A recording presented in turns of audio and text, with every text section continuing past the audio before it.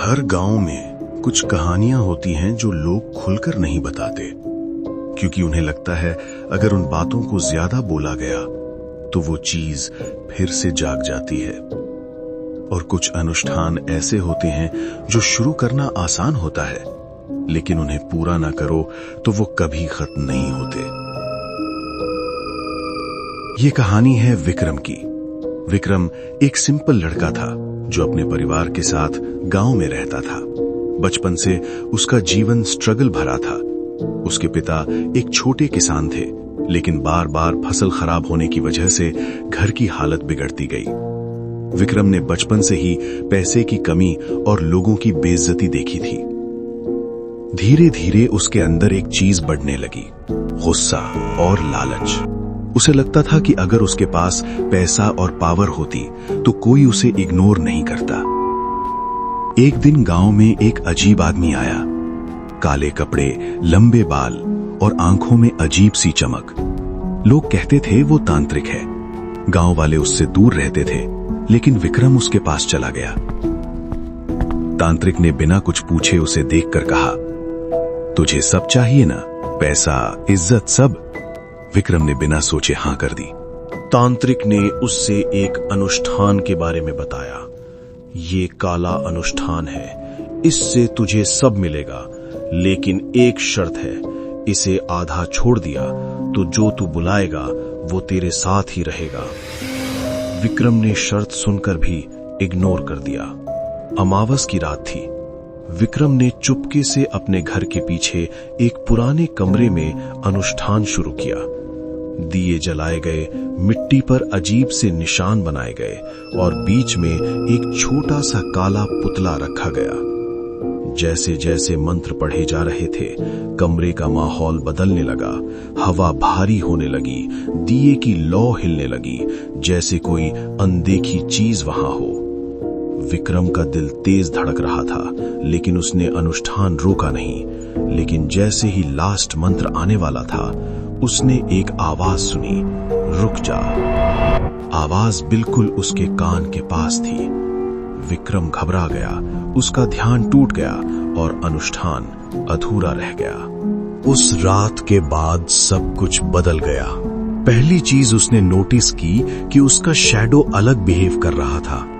दिन में सब नॉर्मल, लेकिन रात में उसकी परछाई उसके मूवमेंट से थोड़ी देर बाद चलती थी। विक्रम ने इग्नोर किया, लेकिन फिर आवाज आनी शुरू हुई। रात के 3 बजे हल्की सी फुफकार जैसी आवाज, जैसे कोई सांस ले रहा हो। एक रात विक्रम की आंख खुली और उसने देखा कि उसके रूम के कोने में कुछ खड़ा है, अंधेरे में, लेकिन शेप क्लियर, इंसान जैसा, लेकिन झुका हुआ। उसने लाइट ऑन की, कुछ नहीं था। अगले दिन उसने नोटिस किया उसके गले पर हल्की सी खरोच के निशान थे, जैसे किसी ने रात में पकड़ा हो।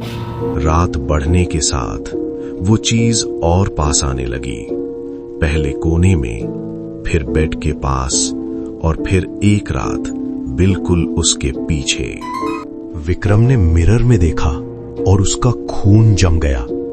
मिरर में उसके पीछे कोई खड़ा था, लेकिन जब उसने पीछे मुड़कर देखा, वहां कोई नहीं था। लेकिन मिरर में वो चीज अब भी खड़ी थी और धीरे धीरे उसके करीब आ रही थी। उसका चेहरा क्लियर नहीं था, जैसे आधा बना हो, जैसे किसी ने उसे पूरा होने से पहले रोक दिया हो।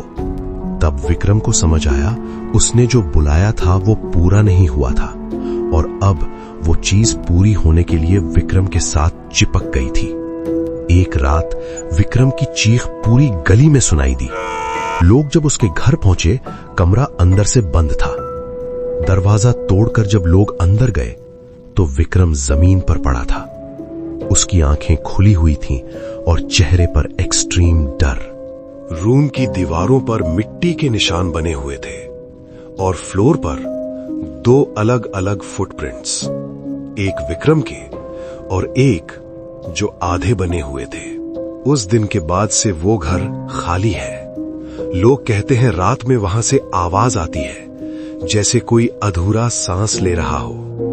और कभी कभी मिरर में किसी और का रिफ्लेक्शन भी दिख जाता है। शायद कुछ अनुष्ठान पूरे करने के लिए होते हैं और कुछ कभी शुरू ही नहीं करने चाहिए, क्योंकि अगर वो अधूरे रह गए तो वो खत्म नहीं होते, वो किसी के साथ चिपक जाते हैं। अगर कभी कोई आपको पावर देने का वादा करे तो एक बार सोच लेना, कहीं उसकी कीमत आप ही तो नहीं। रात सिर्फ अंधेरी नहीं होती।